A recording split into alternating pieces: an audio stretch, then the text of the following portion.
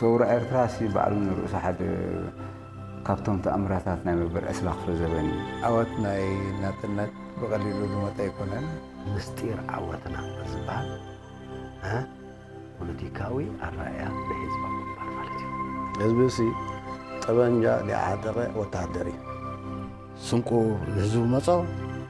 وقو بحزبي يخيد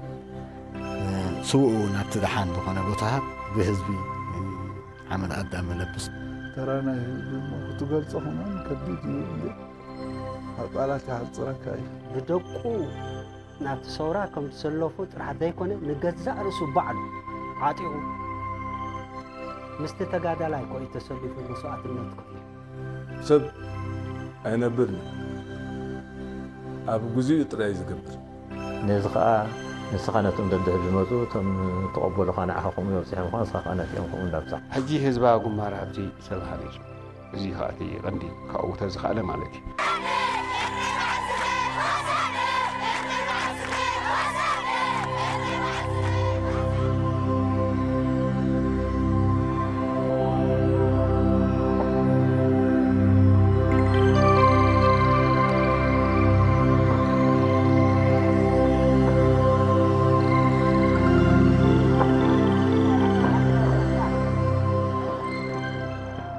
لكاتيت شحن شعت ميتين تسعان تاريخاوي عوض صرحت فنقل تفصينو كلتا قصد ما كحسترايو حبرت سب إيرترا نتزدخملون واغاز خفللون قدنا قالسي نامنا مودعتها مدرخ كأنفتهم كله وتهدروا سرعة إتبيا دما هل اسم عيد فتيرو مسوع أبد حساسبا إتبياويان قزاتن أبا امرؤهم زسرصو امنتن مستير هلون نوم مخانان بزي بقى تنفاس زي بلو من مخانيو مسوع أفدق بحر بمخاناون كم سور ناي حانت بزوح قرب كم مقراص يمسلوا بزدما ناي مودة تاجاف مسمر هلون نوم مخانو كأمنو قدن كوينو حزبي إتبيا كابن رائز موت استخفلة تغفيلو نمسوع تحسكا مئتاو زوات الناي زبل قصقاسن أبسراويت بمكياد قلطف موردا بمقبار نفسفيح مدقعتي آتيو سراوي الدرقي اتحانت منج اناتو تنبرت ناي هوتو تنفاستو والنبرت ودوايت باسع سل النبرت ودوايت باسع مستتحزقها دقورون دسرحون نقر تنفاسو سل التتحزي فاتي صليقو نعم ملس تدحي لوقع أبقندار قندعيو تخيلو سنكير كابنيو أصوار كودايو سبب مسئلن ببزي نزخة ببازي صلاي بعمقة ريو أمود أتخاء نزفن سيبو خوص إخلالو أبناي طلاي عبي مالت فقات اللاويناتو ثلاثم تقلو خب كله ثلاثة تعاقتي تخلكلي باتا إن مملات بيقبرو فتنا قليلة يكونن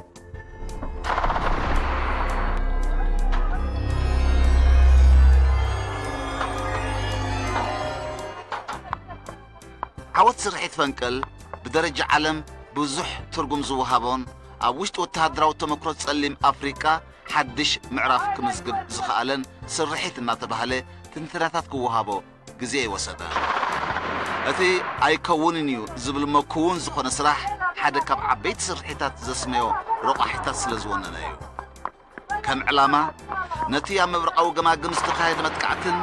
مغزلتات دمساس السرحيت حارنا تفعبتن بمنبارو أبو التهدراو سرعة إتبقى تراي زي كونه سفيح أغالبو محبر السبع عالم كسحب ترايو أوشتتي زتفال ليا قاوما الزنبرو أهدوتات والتهدراو سرعة إتبقاون أبتحت فلسون مقود صارن أبناي موداتا ملكت حتى مهلاون زي مهلاون أغميدو أبتحت أتصرنا هزواو سراويت مساعتوي حانتو أنكو استنفاس زنبرو تنساس لزنبرت بتوسعها بمئتين سلاسان جيرنا نيربورتوين أبقت أتصر سلذأتنايو حجي ويك كنت أسالو دخف له خفيلو ويكاني يلن تي كلا أبيتاو سراوت زبالسي عريب له مالتي توفيق له مالتي تعلمان اتي نخن قادل زجددنا تبغسو أبدمنا السرسة تسوينا رهوا خنا متص تراي زبل ترير على ما نايت سراوي هزبا جنبار نسوت رأينا تعود أمسيو مر أسوار كندو سلز حزنا مو معريهم تانكتات سلز نبرنا مو معريهم تانكت زي مدافع سلز نبرنا قلع عينتها يكونن ببروبورشن كتري أخو لهاكو نحنا عقمنا يسبن ناتهم عقبي على ناس وارن نحنا ناتهم نايسبن نحنا نايسبن كتري أخو لهاكو سماي مدري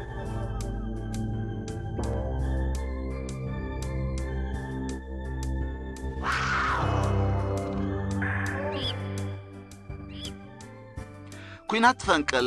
ሓደ ካብ ዓበይቲ ዓወታት ህዝባዊ ግንባር ዘስመዮ ካልእ ረቑሒውን ብስትራቴጂያዊ መጥቃዕቲ ዝተረኽበ ዓወት ብምዃኑ እዩ ስፍሓት ናይቲ ውግእ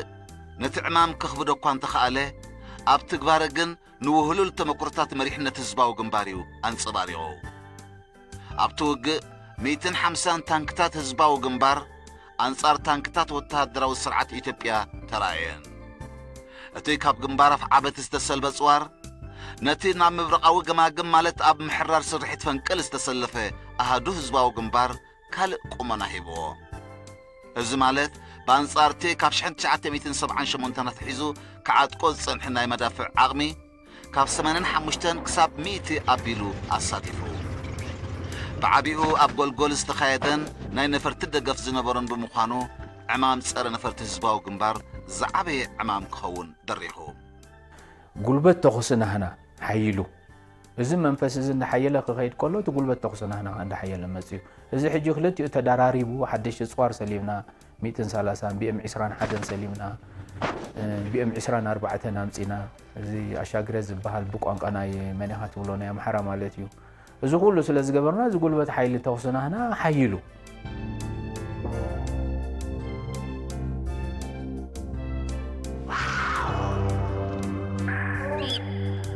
ወደብ ምጽዋዕ ከም ስትራቴጂ ደሴት ክትበሃል ትከኣል ናእሽቱ መሬት ዝኣስራ ቦታታት ገዲፍካ ብባሕሪ ዝተኸበት እያ ነዚ ደሴት እዚ ሓራ ንምውፃእ ዝተኻየደ ፃዕሪ ከቢድ እቲ ዝነበረ ምውሃድ ድማ ሓያል ምንባሩ ነቲ ስርሒት ብናይ ግዜ ቅልጣፈን ብናይ ቦታ ስፍሓትን ምውሃድን ሓያል ስጥመት ኣንጸባሪቑ ካብ ላዕሎት ሓለፍቲ ትጽበየት ዋሓደ ባዕለንተን ኣህታት ከዓ ዓበይቲ ስራሕ ክሰርሓ ዝኽእላ ደረጃ እዩ نجد ولا زقفحت جنبارسي بسنكته زباو جنبارا منوح وإذا زفطرو حيال إذن كتصرن بزح زسقف يقولون نفس وقف رؤسه إيدو واقع قيدي تزفيله زول العلامة قبل علقهم وصيب نت علامات بدور ونترجم كا نفس وقف بناتو بالحات بناتو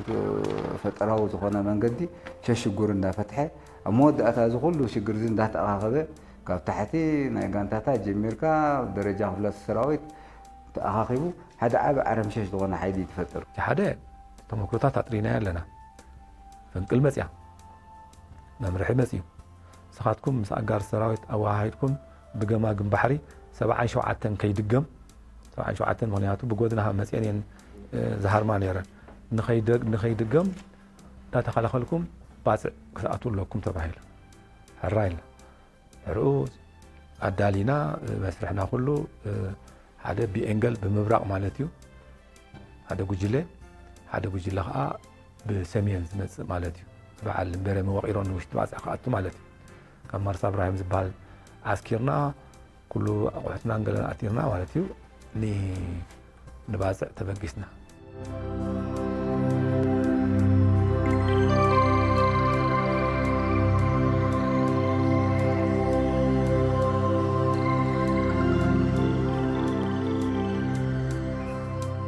سرحيت فنقل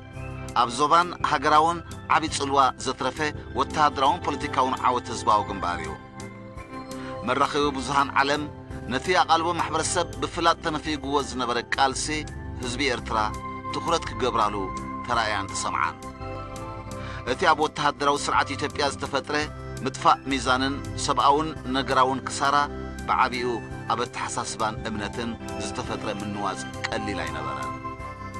أجي كابز تبجس كابز شعولة تزيز تبجس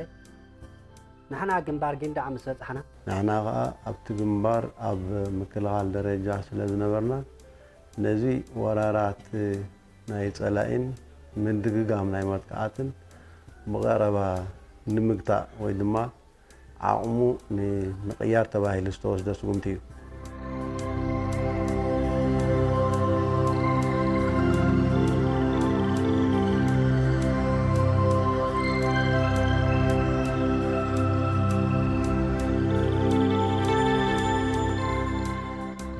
ሓደ ካብቶም ዝገደሙን በአውሮጳውያን ምሁራት ዝተመስረተን ንምዕባዩ ዓብይ ወጻኢታት ዝተገብረሉን በብግዚኡ መኮንና ዘሰልጥን ዝነበረ ሓይሊ ባሕሪ ኢትዮጵያ ካብ ባጽዕ ናብ ዳህላክ ናብ ዓሰብ ገጹ ክሃድም ተራእዩ። ተራን ኣበርክቶም ሓይሊ ባሕሪ ኤርትራ ኣብዚ መዳይ እዚ ዓብይ ነበረ። ኣብ ፋልማይ ተመክርኡ ነቲ ናይ ባሕሪ ግንባርን ቅድሚ እቲ እዋን ጸብለልታን ወተሃደራዊ ስርዓት ኢትዮጵያ ዝህብ ዝነበረ ኩነታት ቀይርዎ። ባጽዕ ምስተታሕዘት እቲ ዝኸፍአ ዝነበረኒ ሓይሊ ባሕሪ ድሕሪ ባጽዕ እዩ። ምክንያቱ ኣብ ዳህላክ ሓይሊ ናይ ሶቪየት ነይሩ እቲ ኩሉ ትርፍራፍ ናይ ጸላኢ ናይ ሓይሊ ባሕሪ ኢትዮጵያ ከዓ ንዳህላክ ይኸይዱ ማለት እዩ። እጂ ምሸት በቃ ሓያል ጎንፂ ዝካየድ ነይሩ። ምሸት ንሳቶም ንባጽዕ ክድብድቡ መፁ። ንሕና ምስኦም ታሽሙ ክንገብር ቀጻላይ ናሃርመን ዓብይ ድራይዶክ ስለ ዝነበረ እቲ ናይ ሶቪየት ከዓኒ በቃ ድሕሪ 3-4 መዓልቲ ዕርዮም ሰድዎን እንደገና ከምዚ ሕጂ ሓያል ብድሀ መፅዩ ብጠኒሑ ዝነበሮ ናይ ደብዳብ ፕሮግ ድዩ ካልእ ምንታይ የለት ድዩ ገለታት ገለ ናይ ባጥዕ ከማን ናይ ደብዳብ የካይድ ስለ ዝነበረ መንበራኩም ኣብ መወዳእታ እዘን መራኩም ካብዚ ከባቢ ከም ዝርሕቃ ተገይሩ ካልእ ክገብሮ ዝኽእል ዓቕሚ ነበሮን ንምንታይ ተን ክሰርሓላን ዝኽእል ገለን ዝተሃርማ ባሕብትን ገሊአን ዝጠሓላ ካልእ ዘብል ስለ ዝነበረ ዋላ ካልእ ፈተና ብባሕሪ ክገብሮ ዝኽእል ወይ ብኣጋር ዝተፈላለየ ኣይነበረን። ሕጂ ጠላኢ እዚ ናይ ፍንቅል ምትሓዝና እቲ ገማጉም ንሕና በዚ ሰሜን ዘሎ ተቆጣጢርናዮ ስለ ዝኾና ብኡ ሓንቲ ክገብር ኣይኽእልን እዩ። ብደቡብ ዘሎ ክሳዕ በዓል መርተ ፋጡማ ድዩ ጢዖ ዘሎ ንዑ ናይ ምክትታል ሓደ ካብቲ መደብ ዝነበረ ምናልባት ብባሕርን ብምሬትን ገለ ተኸታቲልካ ከይዘንጋዕካ ዝኾይኑ ኮይኑ ከይግበር እዚ ሓደ ካብቲ መደብ ዝግበር ዝነበረ እዩ።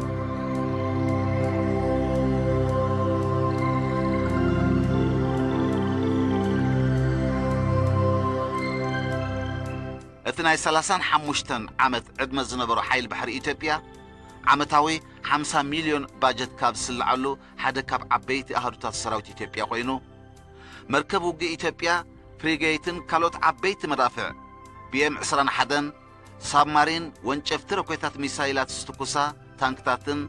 መካናይዝድ ኣጽዋርን ብፍጥነት ዘመላልሳን ጸረግቲ ፈንጅን ብብዝሒ ይውንን ነበረ። እቲ ኩሉ ዓቕሚ ግን በቲ ውልዶ ኣሃዱ ሓይሊ ባሕሪ ማለት ኣብ ሰባዕታት ተመስሪቱ ኣብ 1987 ግን ተዋጋኢ ክንፊ ሓይሊ ኮማንዶ ዝቆመን ሓይሊ ባሕሪ ህዝባዊ ግንባር ምስ ሓይሊ ባሕሪ ኢትዮጵያ ዝዳረግ ኣይነበረን። እንተኾነ ነቲ ምኩሩን ብዲሲፕሊኑ ወተሃደራዊ ብቕዓትን ደረጁ ዝሓለወ ኣሃዱ ዝበሃል ሓይሊ ባሕሪ ኢትዮጵያን ዕጥቁን ካብ ስራሕ ወፃኢ ብምግባርን ንገለ ብጥዑያተን ክማርኽ ክኢሉ እዩ። ህዝባዊ ግንባር ካብ ነዊሓ ትሒዙ ዓቕሙን ትሕዝትኡን ኣይኮነን ዓብዪ ኣተሓሳስቡ እዩ ዓብዪ ኣብዚ ዝምንጭወ ከዓ ካብ ደጋደላት ሒዝናሲ በብ እዋኑ ዝመፅእሲ ኩሉ መትከል ናይቲ ውድብ ሕጁ ንኽስዋእ ቁሩብ ንናፅነት ከምፅእ ቁሩብ ከዓ ስለ ዝነበረ እዚ ካብ ነዊሕ ዝመፀይ ዝኾነ ነገር ክትወስዶ ስጉምቲ እውን ዘጠራጥረካ ክሳይ ኣይነበረን ዝጠራጠሩ ኢና ኣይነበረን። ናይ ቀደም መሲሎም ብቐትሪ ግዜ ብበዓል ንበረም ወሽመጣት እዚ HMS ዝበሃል መርከብ ከጥቅዕ ጀሚሩ ብቐትሪ ምስ ጎናዮ ግን ሃዲሙኒ ውሽጢ ባፅዕ ከይዱ ማለት እዩ። ስለዚ ብጎድኒ ክሃርሞ ዝሓሰበ ኣቋሪፁ ማለት እዩ። እንደገና ብመነኻት ብሎ ብሕርጊ ጎውን ክሃርሙ ጀሚሮም ብጎድኒ ማለት እዩ። ብምብራቕ ዝነበረ ፀቕጢ ምስ ገበረሉ ብእንገል ከዓኒ እንደገና ኣብ መስመሮም ተመሊሶም ማለት እዩ። ሕጂ ነቲ ኩነታት በቲ ዝነበረና ሓይልን ኣፅዋርን ተዳሪግናዮ ሽዑ ሕጂ ሞር ከዓ ልምምድ መፅኡ እንደገና እቲ ሞራል ከዓ ማርዚአንስ ይብለን ንስእል ዕምባኻት زي طقم مراخب زي طقم أطوارين حزن زلوا تبهلو يجي ملء مرال جرنا مالتي عقل زبط وتهدروا سرعة درج نتيام مصوع زقات مسعرت كلت زانفتو ملسك هبترايو أتحدى بزنبرو عقم كملس بتخلي دما بنفرتو كينات قبل السلام وهزبي دبداب مكيال 3 ميازيا شحن 990 أبو فعبت كاب 4 ميازيا كسب 8 ميازيا أبو دبايت كتمام مصوع بتخطثالي دبديبو بتي باربراود دبدبات أم مصوع 73 سلماوين سبات مويتهم لعل 220 سبات زبزحو كابኦም ببرتوع محسيت توقيهم حيا لأباي تعانيو سدرا بيتات تبتاتينان اتقند هاسيان عنوتن أم نصوحات سلماوين سبات بالجاملة مهلاق كاب بيت نبرتهم من مزبال مالت كاب من نبابرهم من مزبال بيت نبرتهم فح كبولون زقد النبري اتي بكلاستر بومباتات حاد دحر خالق ستتوكوسي بومباتات أزيو زسقحك نبري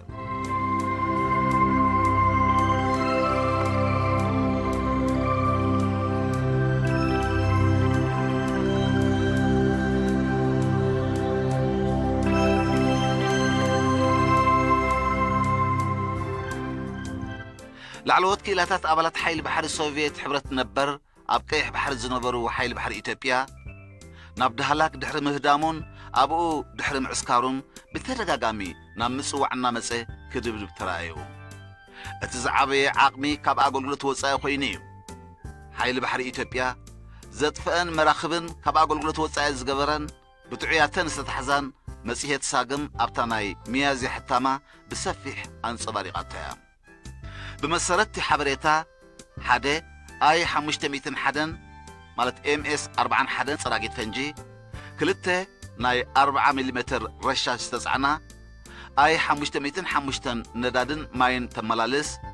اي 33 لاندين كرافت 3 مراخب وق قزر 13 قزر 14 قزر 15 بيسن جسبينا ناي تسعنا مركبن كالن تقليلا كاب سرح وصاو خوينان بتعياتن استتحزا أوراريس شنيو تاتقن زبهالا تاك بوتس مع بيت مرخبو صقعان كلته لاندين كرافتسن 17 بب عينتن ناشتون تتحيزن ناي بحر بقعت نيروي صلاي فريجيتات نيرو نو افت جماعكم كحلوا زقلا ناشتو ناي كوست غارد مراقب نيرو نو وان ديسان حيو نت خبابي صبغ يرو فلطيو دحر خندي زم سويتايا شو حتى مراقب امتيوم ملؤ سمون كسعنا قني النبرته انتي عينت فولي من قسقاس وزيا حجا يرخنا ግን ክሬን ላል ቢንገል ኮንካ ሬዳር አለና ምንቅስቃሳት ግን እንታይ ኮይኑ ፍሉይ ነገር መጽዩ ሕጅበት ሓደ እንታይ ሊዳለዋ ሊን ዘለዋ አና ሃርማ ምስ ሓይል ባሕሪ ኢትዮጵያ ኮይነን ወልስ እንታይ እዮም ዝጽዕኑ ዘለዎ ተባሂሉ መጨረሻ ግን ሸውዓተ መራኽብ ጽዒኖም ክወፁ ሬዳር ስለ ዝነበረ ናብ ኤንገል ይወጽ ኣለዋ ለይቲ ተባሂሉ عجبت يوم جمع عريضهم نور كنا حرمت نقدر أيترم يخيط قد قيت حنات نبرة حز قيت تبعيلو بقى خيدهم أما جرش عند هلاك زختي ما مالتي هذا تنتهر ما مراقب زس جنا لهم يلون مالتي قال أي نستزنبر ناي متبع نعاتهم زجبر لهم زنورو تحبريت عزبهم زنورو قاله قديلو شعو تعال بحر إثيوبيا نسوا دقيق سرعة نتاع مسيو نملئت ده هلاك تحت له بأجار سرايت كحلوة بقى سرايت أجار سرايت أمسي بدي ما مالتي الجبار ذا نبرة فتناتات كله ترجعت تلاقي أمرت نانا تي بات حدنا البحر خي طرفه كبدي ذا نبرة دفيتات نايد هلك في حيل بحرناتو ها كبابي ذي كم درحق ها بتمناي حيل بحري ناتنا بذلهم عقمناي فتانا ديو كالي ديو أبدي تفلالين تايشمو وإلكا مشيت دقبر دنبري بدبداب دهلك كان الكبر ندخل كمالتنا 203 أبتبعت كان دهلك دنبري ولا مراكب دنبراو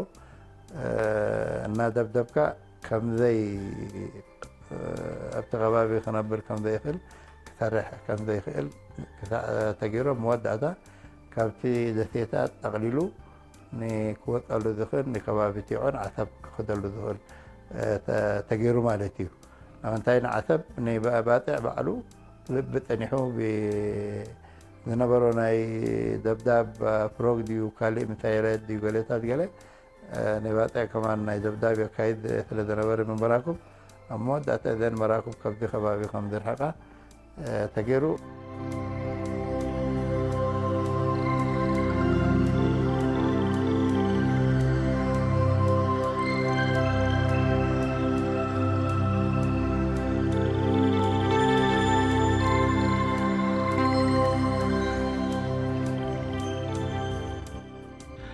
ምሩኻት ሰራዊት ኣብ ምጽዋዕ ዝተፈላለየ ዓቕሚ ዝነበሮም ኮይኖም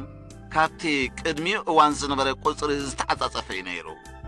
ሞተራይዝድ ኣሃዱ ኣጋር ከቢድ ብረት ኣጋር ሰራዊት ኣባላት ሓይሊ ባሕሪ ኢትዮጵያን ላዕለዎት ሓለፍቲ ዝርከቦም ካድራትን መኮንናትን የጠቓለል ህዝባዊ ግንባር ኣብ ኣተሓዛ ምሩኻት ኩናት ሓያል ሰብኣዊ ርህራሄን መሰል ደቂ ሰባትን ዝኽብርን ምንባሩን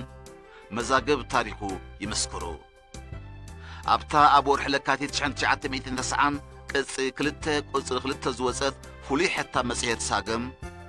ክሳብ 1990 መጥቃዕቲ ምጽዋዕ ጥራይ በብእዋኑ ኣስታት 21,000 ምሩኻት ኩናት ናጻ ከም ዝለቐቐ እታ መጽሔት ትሕብር ፋልማይ መልቃቕ ምሩኻት ኩናት ካብ 1975 ክሳብ 1977 ኣብ ዝነበረ ዓመታት 2249 ኣብ ምዝላቕ ማለት ካብ 1978 ክሳብ 1979 751 ኣብ 1981 3,000 ኣብ 1983 248 ኣብ 1984 259 ኣብ 1985 433 ኣብ 1986 431 ካብ 1988 ክሳብ 1989 2811 ኣብ 1990 10,000 ምሩኻት ኩናት ናጻ ለቒቑ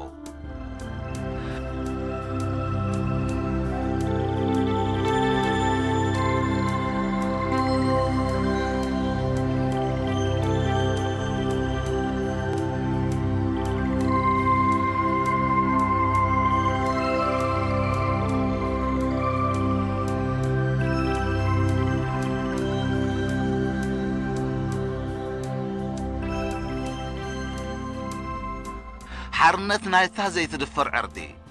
ጎረሮ ኣቤታዊ ሰራዊት እትበሃል ዝነበረት ወደባዊት ከተማ ምጽዋዕ ዝተበሰረ ህዝቢ ኤርትራ ኣብ ሓራ መሬት ይኹን ኣብ ወጻኢ ዝነብርን ብምስጢር ተወዲቡ ዝሰርሕ ዝነበረን ኩሉ ሰፋሕቲ ኣኼባታትን ሰሚናራትን ኣብ ዝተኻየደሉ ኣጋጣሚ ሓጎሱን ወፈዩን ክገልጽ ተራእዩ ኣብቲ እዋን እቲ ኣብ ሓያለ ከባቢታት ዝተፈላለየ ጭርሖታት ተሰሚዑ ብኻልእ ሸነኽ ድማ ዋሕዚ መንእሰያት ናብ መኣዲ ቃልሲ ብዝተዓጻጸፈ ቁጽሪ ክውስኽ ተራእዩ ኣብ ፈንቅል ሰራዊት ኤርትራ መጺካ ክትሪኦ ከለኻ ስዳርጋኻ ለዓይነት ሰራዊት እዩ እቲ ሸውዓተ ሰብ ብሓሙሽተ ብረት ጀሚሩ ዝበሃል ብረታዊ ቃልሲ ናይ ኤርትራ ኣብ ግዜ ፈንቅል መጺካ እንድሕር ሪኢኻ እቲ ሰራዊት ናቱ ሙሉእ ቆመና ይሒዙ ኣብ በቕዓቱ ኣብ ቆመንኡ ኣብ ሞያውነት ናቱሲ እቲ ዝብጻሕ ደረጃ ስዳርጋ በፂሕዎ እዩ ኣብዚ ሰራዊትና ስጋዕ ናይ ደቡብ ተዘርጊሕሉ ዝነበረ ግንባር ግንዳዕ ዝነበረ ኩሉ ናይ ምዕራብ ኩነታትና ርኢኻ ነዚ ኣብ ግምት እቲኻ ኣብ ባፅዕ ዝነበረ ንብረት ዝሓየለ ንደጀን ምምልላስ ካልእን ነዚ ኩሉ እዚ ግቡእ ኣገልግሎት ንኽትህብ ዝተኻየደ ሃልኪ ዝተገብረ መጽናዕቲ ሕክምናታትና ቀዳማይ ሕክምና በይኸውን ካልኣይ ሕክምና በይኸውን እምዳታ ኣጽዋር ናይ እምዳድ ናይ ኣጽዋርና ናይ ጥያይትና ቡምባታትና ኣበየናይ ቦታ ይቕመጡ ቀዳማይ ደረጃ በይኹን ካልኣይ ደረጃ ከመይ ልስዕብ ኣበየናይ ሰዓት ከ ንቕድሚት ስጉም ሰጉሙ ኸ ኣበየናይ ቦታ ይቐውም ነቲ ሰራዊት ዘድሊ ብሎጂስቲክ ዕጥቅን ስንቅን ክማላእ ዝግብኦ ግን ኩሉ በብእዋኑ እናዓበየ ይኸይዱ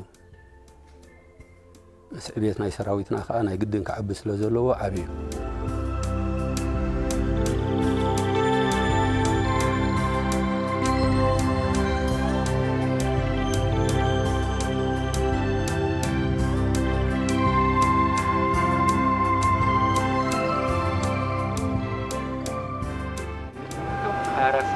ሰዓት ይፈጅበታል። ግን ቆራድ እነዚህ ብቻቸውን ቢሄዱ በስፒዳቸው በግማሽ ቀን ይገባሉ። ያንን መርከብ ጋር ሲጓተቱ ኢንጂኑን እየበሉ ሚሽን ለዚህ አይደለም የተሰሩት። እነዚህ ስትራይክ ጣት አለ ወጥተው ስትራይክ አድርገው መመለስ በቃ ስትራቴጂ በእኛ ግምት ግሎባል ስትራቴጂ ያላቸው ያ ግሎባል ስትራቴጂ ውስጥ ፊት ታደርጋለች። ሓርነት ምጽዋዕ ኣብ ስነ ኣእምሮ ወተሃደራዊ ስርዓት ኢትዮጵያ ዓብዪ ስምብራት ዝገደፈ ፍጻመ እዩ ነይሩ። ነቲ ኣብ ማእከል ኢትዮጵያ ዝነበረ ወተሃደራዊ ኩነታት እውን ዓብዪ ጽልዋ ፈጢሩሉ። ንቓልሲ ኢህወደግ ዝሃቦ ሞራልን ተስፋን በቲ ሓደ ኣብ ምትሓዝ ደብረ ታቦር ድማ በቲ ካልእ ኣብ ሚዛን ሓይሊ ዘይነዓቕ ኣስተዋፅኦ ገይሩ። ሓርነታዊ ምንቅስቃስ ትግራይ ናይ ነዊሕ ግዜ ምትሕግጋዝ ካብ ብምስራቶም ነይሩ ብያደ ነበረ ካብ ግዜ ሃይለ ሰላሰ ጀሚርካ ይኹን ድሕሪኡ ደርጊ ንሕና እቲ ኣብ ኢትዮጵያ ሓርነታዊ ምንቅስቃስ ከመይ ኢሉ ከም ዝሕይል በዚ ናይ ትግራይ በዚ ናይ ኦሮሞ በዚ ናይ ዓፋር በዚ ናይ ኦጋዴን በዚ ናይ ቤኒሻንጉል ካልእን ናብቲ እንታሽሙ ነይሩ ኣብ ከምዚ ዝመስል ንሱ ሓይሉ ግንባራት ኣብ ውሽጢ ኢትዮጵያ ከመይ ኢልካ ትኸፍት እዋንቲ ሽረ ትርር ዝበለ እዩ ነይሩ ስለምንታይ ጎልጎልዩ በረኽቲ ቦታታት ናቱ ብጣዕሚ ወሳኒ ቦታ እዩ ድሕዝ ናይ ፀላኢ ሜካናይዝ ኣህቱ ሓያል እዩ ህዝባዊ ወያነ መካናይዝ ኣህዱ ኣይነበሮን ወይ ከዓ ምስ ናይ ፀላኢ ክዳረግ ዝኽእል ኣይኮነን። እቲ እዋን ንሕና ዝኽድናሉ ምድምሳስ እዘናደው ድሕሪኡ እውን ምድምሳስ ስርሒት ፈንቅል ዳርጋ ሰራዊት ናይ ደርግስ ብጎረርኡ ተሓኒቁሉ ኣብ ዝነበረ እዋን ብባሕሪ ዝኾነ ነገር የለን፣ ብመሬት ዝኾነ ነገር የለን፣ ብኣየር ጥራሕ እዩ። ኣየር እውን ኣብ ርሕቐት ናይ መዳፍዓት እዩ። ኣብ ኣዝዩ ኣፀጋሚ ኩነታት እዩ ወዲቑ ነይሩ። ሕጂ እዚ ናይ መወዳእታ ዝመስል ነይሩ። ደብረ ታቦር 10 መዓልቲ ድሕሪ ምሕራር ምጽዋዕ ኣብ 26 ለካቲት 1990 ተታሒዛ። ኣብዚ ኩናት እዚ ዝመርሓን ሓያል ዓቕሚ ህዝባዊ ግንባር ብሓፈሻ ናይ ከቢድ ብረት ድማ ብፍላይ ኣብ ምቁጣብ ግዜ ማልን ሰብን ዕዙዝ ተራ ነይርዎ። ወተሃደራዊ ስርዓት ኢትዮጵያ ንገስጋስ ኢህወደግ ናብ ማእከል ኢትዮጵያ ንምዕጋት ካብ ኤርትራ ሰራዊት ከግዕዝ ግምት እኳ እንተነበረ በንጻር ናይዚ ሓሳብ ዝበዝሐ ሓይሉ ብዝተፈላለየ መንገዲ ምጽዋዕ ንምምላስ ጥራዩ ጽዒሩ። ህዝባዊ ግንባር እውን ነቲ ሚዛን ሓይሊ ንምቕያር መጥቃዕቲ ክኸፍት ወሲኑ ፀላኢ ኣብ ውሽጢ ትግራይ እውን ኣብ ኤርትራ ጥራይ ዘይኮነስ ኣብ ውሽጢ ትግራይ እውን ሚዛን ዝወሃቦ ስራሕ ድሕሪ ይፍጠራሉ እዩ። ዝተመላልኣ ከዓ ስለ ዝኾነ ናይ ቃልሲ ህዝብታት ዓብዪ ግደ ነይርዎ ክኸውን ይኽእል እዩ። ብቐጥታ ምስቲ ኣብዚ ዝነበራ ግንባራት ናይ ኣብ ሰሜን እዝ ኣብዚ ዝነበረ ግን ሓንቲ ሻለቃ ኸማ ኣይመለሰን ትግራይ ገፁ ዓሚ ናይ ፀላኢ ወይ ከዓ እቲ ናይ ምግባር ተኽእሎ ናይ ፀላኢ እናተደኸመ ይኸይድ ስለ ዝነበረ በቲ ሓደ ኣንጻር ወያነ ምስ ህዝባዊ ሰራዊት ናይ ሓባር ስርሒት ከተካይድ እያ ጀሚራ። እዚ ናይ ሓባር ስርሒት ካብ መዓዝ ጀሚሩ እንድሕር ኢልና ካብ 89 ሰራዊትና እዚ ኣብ ድሕሪ መስመር ዝነበረ ኣብ በዓል ቁሓይን ኣብ በዓል መራጉዝ መጥቃዕቲ ገይሩ ንመንደፈራ ክእቱ ከሎ ሽረ ከዓ ብናይ ሓባር ስርሒት ናይ ህዝባዊ ሰራዊትን ሰራዊት ወያነን ነፃ ኮይኑ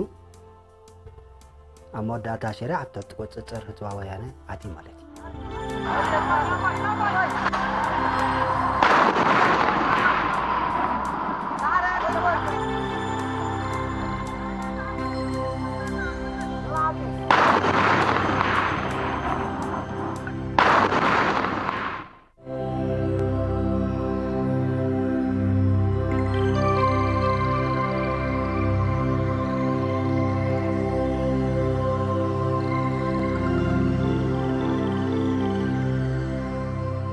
ሰውራ ኤርትራ ሲ ባዕሉ ንርእሱ ሓደ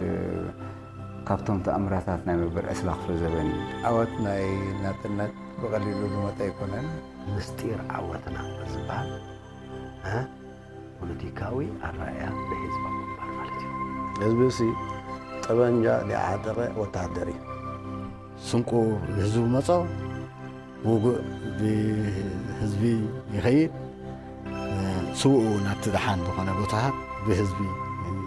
ሓመድ ኣዳም መለብስ ተራ ናይ ህዝቢ እሞ ክትገልፆ ኸማን ከቢድ እዩ። ኣብ ቃላት ይሓፅረካ እዩ። ብደቁ ናብቲ ሰውራ ከም ዝሰለፉ ጥራሕ ዘይኮነ ንገዛእ ርእሱ ባዕሉ ዓጢቑ ምስቲ ተጋዳላይ ኮ እዩ ተሰሊፉ መስዋዕትነት ከፊሉ ሰብ ኣይነብርን ኣብ ግዜኡ ጥራይ ዝገብር ነዚ ከዓ ንስኻ ነቶም ደድሕሪ ዝመፁ እቶም ተቐበሉኻ ንዓኹም ይበፅሖም ኳ ንስኻ ከዓ ነቲኦም ከምኡ እንዳብፃሕ ሕጂ ህዝባዊ ጉንባር ኣብዚ ሰብ ሃኒፁ እዚ ከዓ እቲ ቀንዲ ካብኡ ተዝኸኣለ ማለት እዩ።